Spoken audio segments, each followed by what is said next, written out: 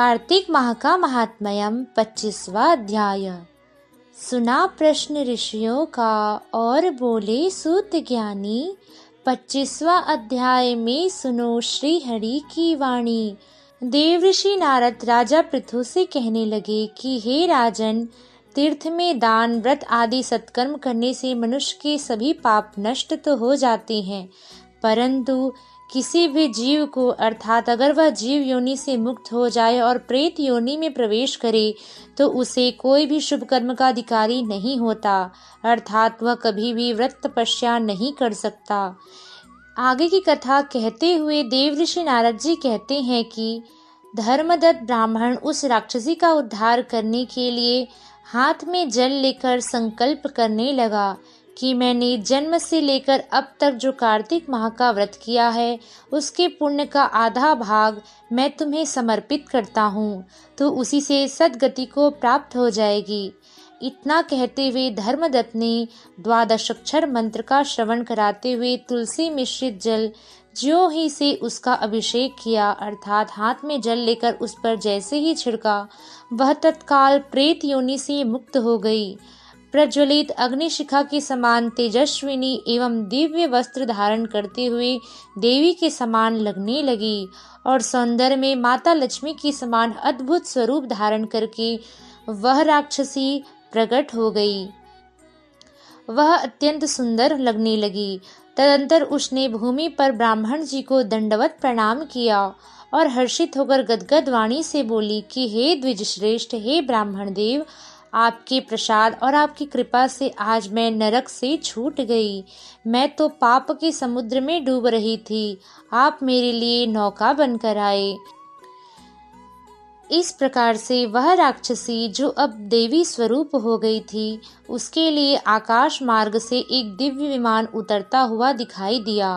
वह बारंबार ब्राह्मण देव का धन्यवाद कर रही थी। उस विमान में सुंदर प्रकाशमान विष्णु रूपधारी पार्षदों से युक्त वह विमान धरती पर आया।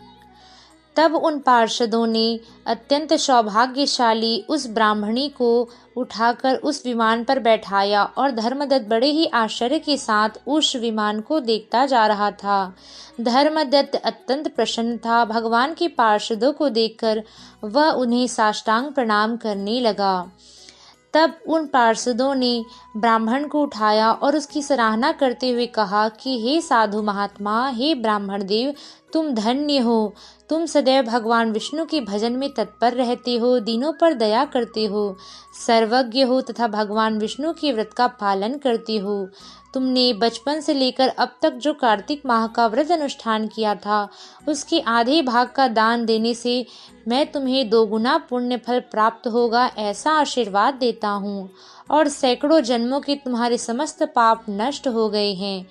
अब यह वैकुंठ धाम में ले जाई जाएगी। यह ब्राह्मणी तुम्हारे इस पुण्य फल के प्रभाव से भगवान विष्णु के लोक को जा रही है। तुम भी इस जन्म में सुख भोग कर अंत में अपनी पत्नी के साथ भगवान विष्णु के धाम वैकुंठ लोक को जाओगे।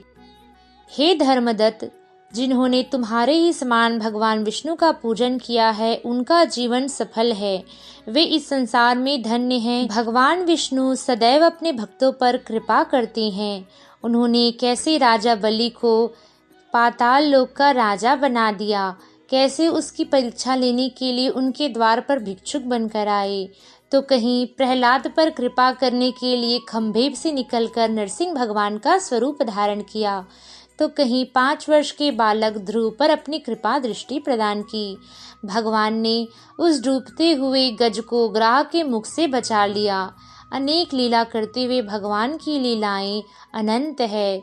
वे अपने भक्तों के लिए अनेक स्वरूप धारण करती हैं। हे विप्रवर, तुम धन्य हो।